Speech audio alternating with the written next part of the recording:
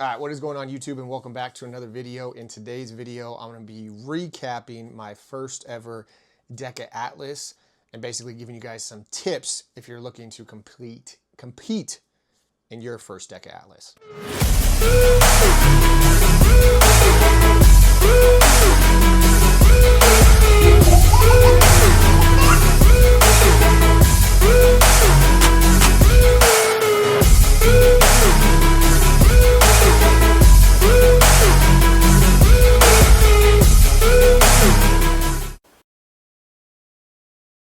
All right, so for those of you who are new to the channel, my name is Bryce Dettorre. I am a father, a husband, a special education teacher, and a fitness enthusiast. I love doing Spartan races, DEKAs, high rocks, all those things, anything fitness related. That is what I'm about. But the reason you clicked on this video is obviously so that you can get more info on the DEKA Atlas. Now, what is the DEKA Atlas? The DEKA Atlas, if you are familiar with the DEKA family, which are part of the races that are in the DEKA family are the DEKA Strong, DEKA Mile, DEKA Fit. Now, DEKA means 10. What that means is there is 10 different zones of different exercises you have to do. Now, in the DEKAs, DEKA Strong, DEKA Mile, and DEKA Fit, they all have the same 10 stations. Now, the only difference is DEKA Strong, no running, just stations.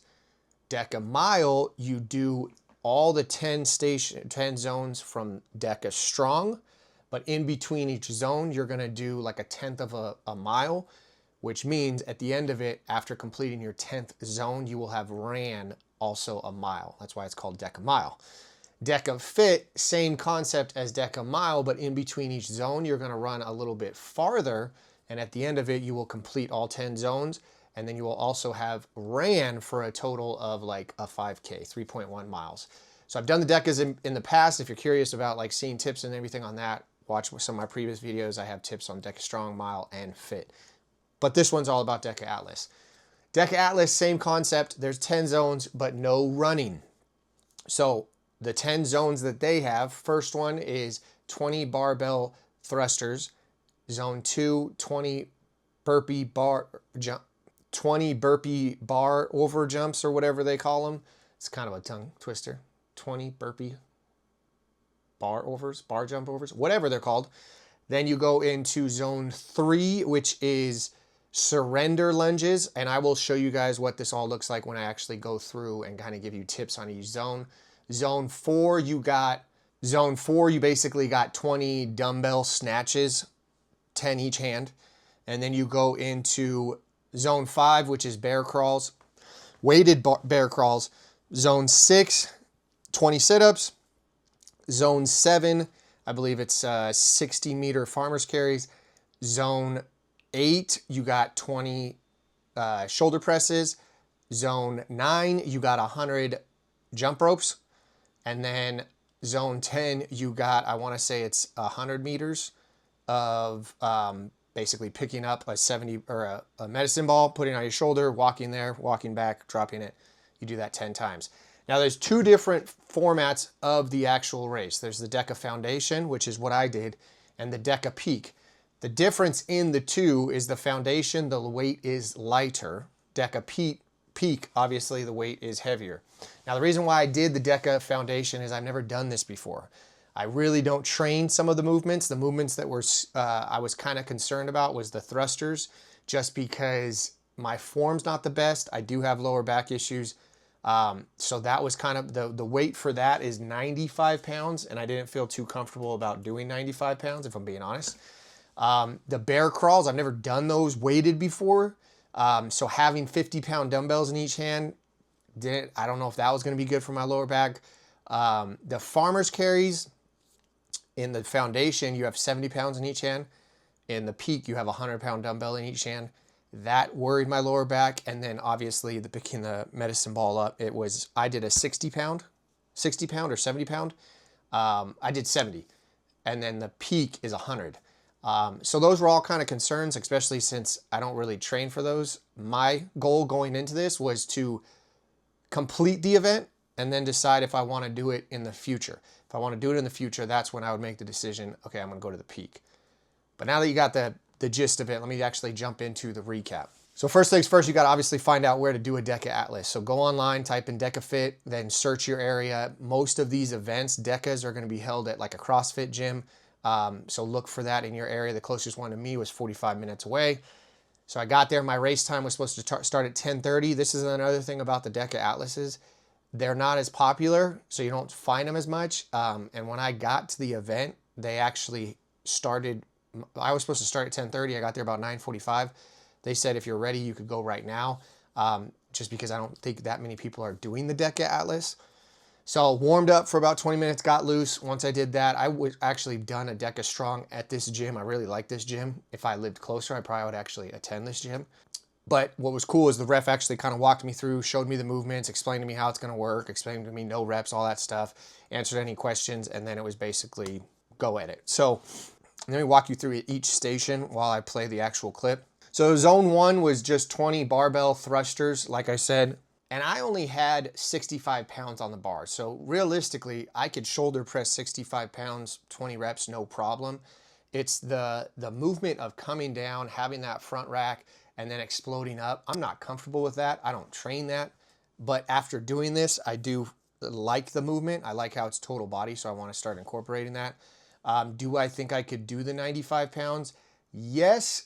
However, like I said, lower back wise, I'm not too sure.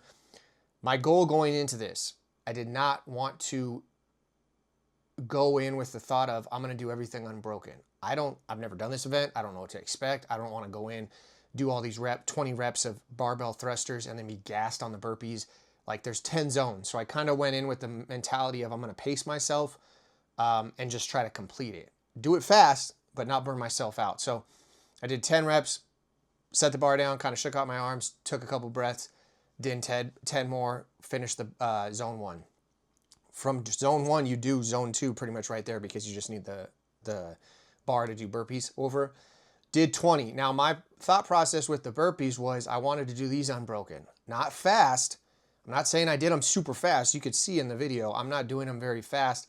My goal was to rest at the bottom of every burpee on the floor. I didn't want to rest up top because if I rested up top, I had a feeling like mentality wise, I'd be like, oh, I'd get comfortable up there.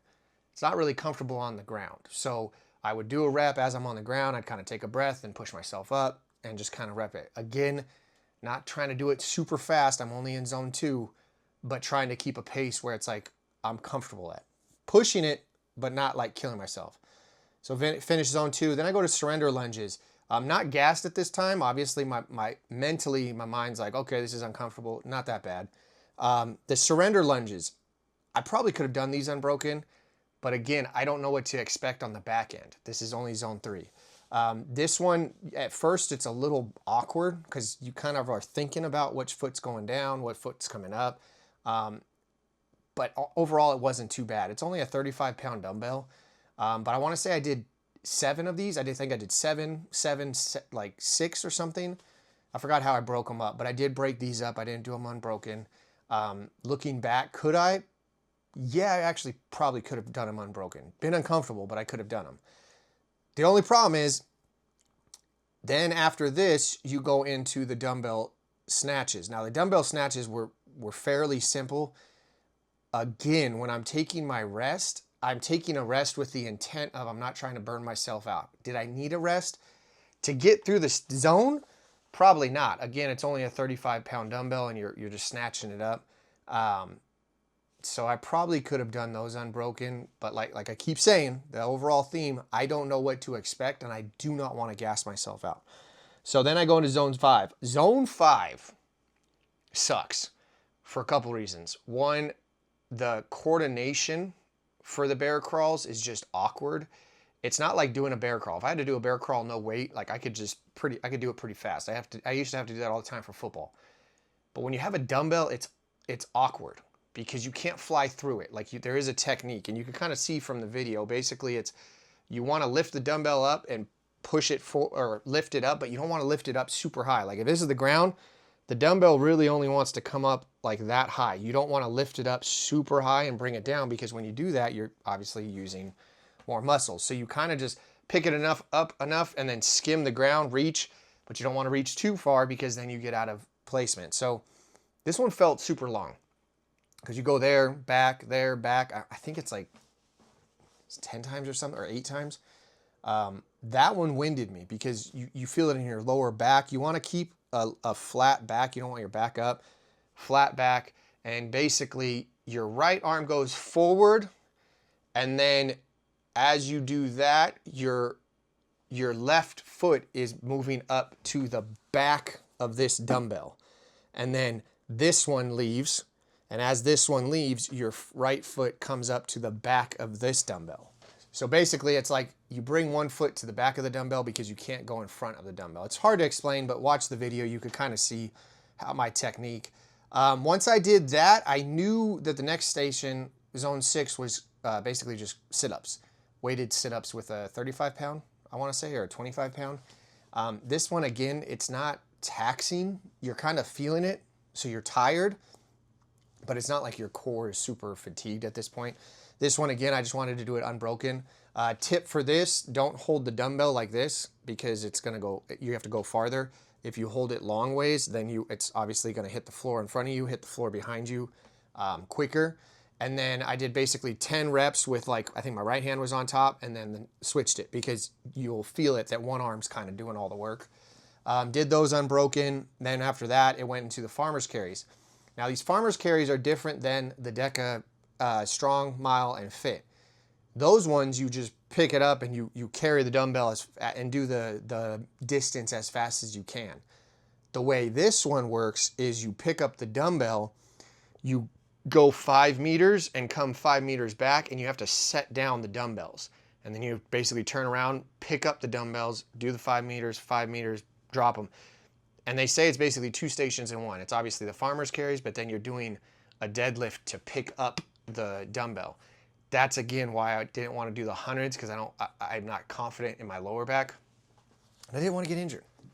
Strategy for this, and again, this wasn't even my strategy. The guy that was helping me out, I want to say his name was David, my ref.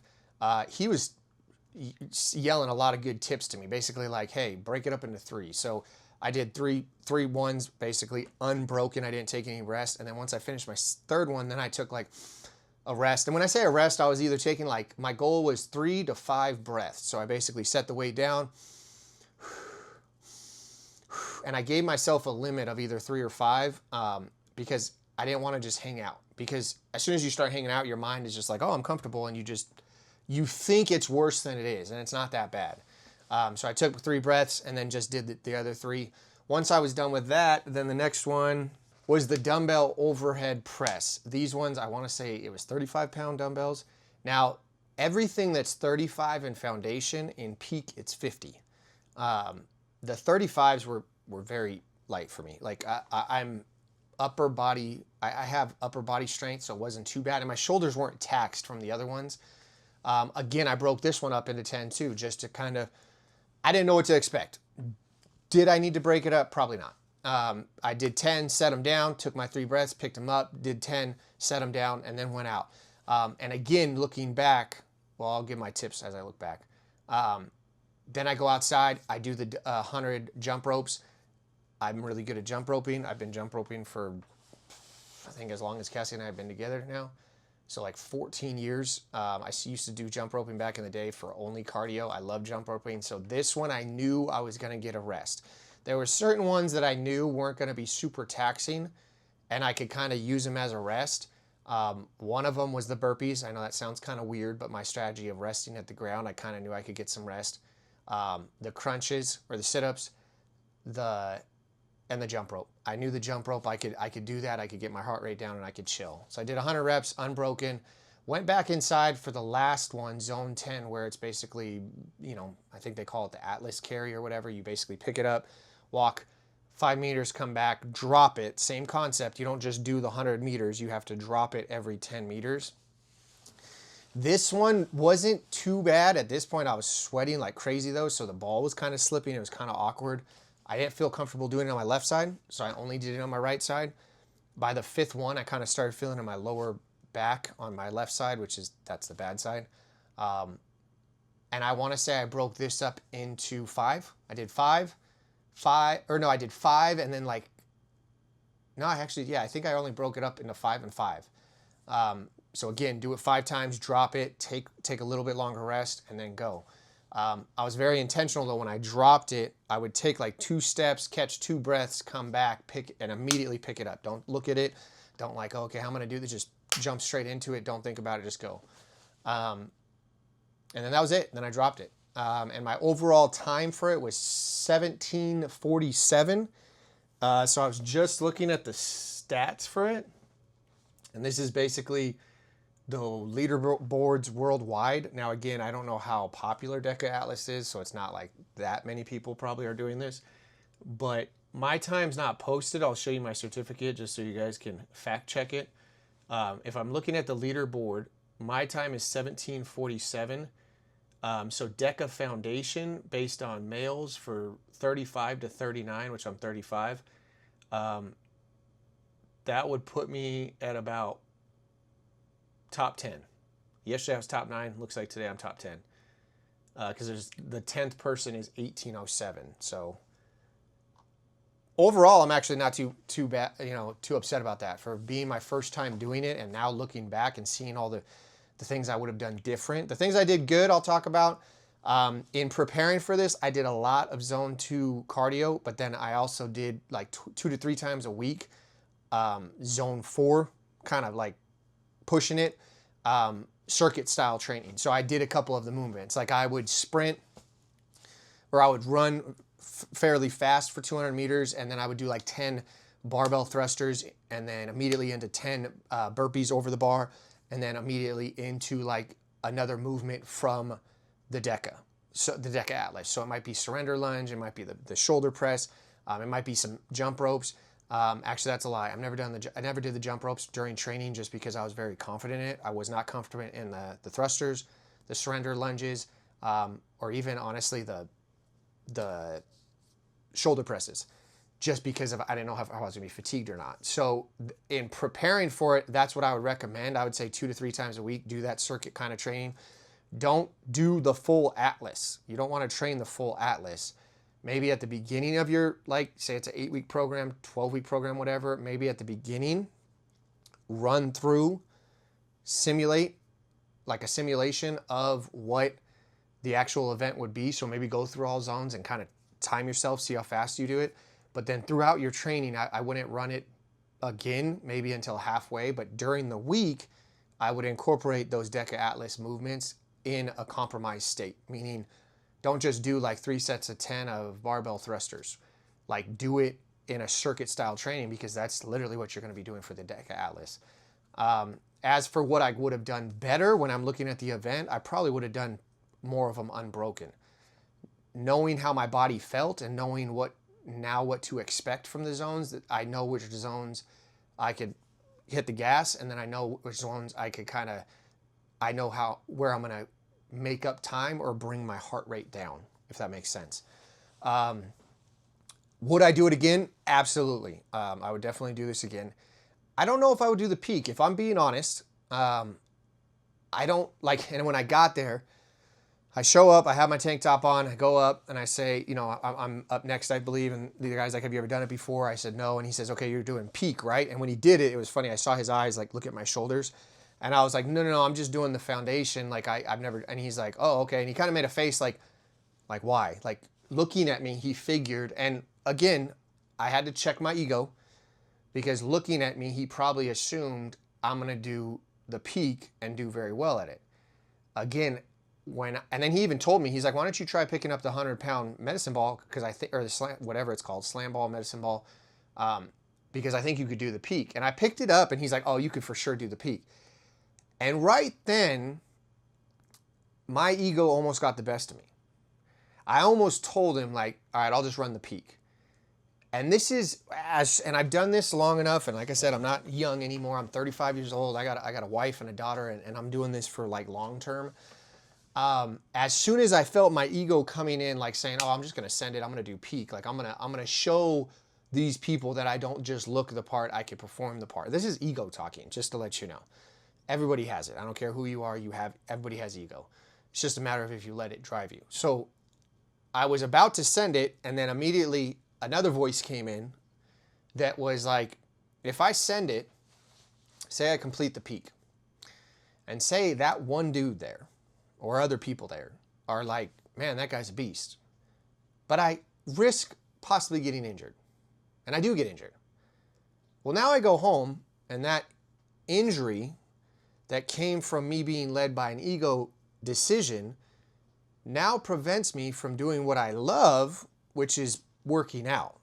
It could have been, I mean, again, I'm thinking worst case scenario, but it could have been something that now prevents me from playing with my daughter, functioning around the house. Like, all that goes through my head. I immediately check the ego and I'm like, I'm going to do the foundation. No offense. I don't really care what any of them think. I just want to do this for myself. So would I do the peak? I don't know if I would actually do the peak.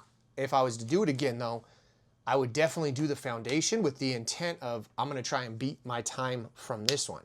Again, it's lighter weight. So anybody who sees it, they could totally talk trash of like, oh, you're doing foundation. You should. That's great. At the end of the day, I'm doing it for me. So if I did 17:47 and then say in a couple months, I do it and I do like 15 minutes.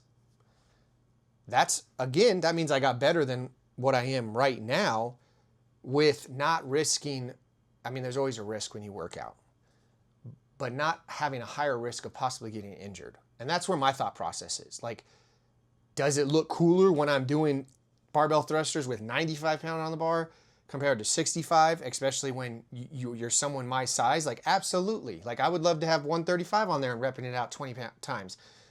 Again, that's ego. So when it comes to possibly doing it again, I will run it back, do the foundation, and with the intent of trying to beat my time. And that's kind of where I'm at. So if you guys are thinking about doing it, I would highly encourage you to sign up for a DEKA Atlas. If you're kind of nervous, like you feel like maybe you won't be able to complete it, comment below if you have any questions about how to kind of train for it, like what my actual program looked like as I was training for this.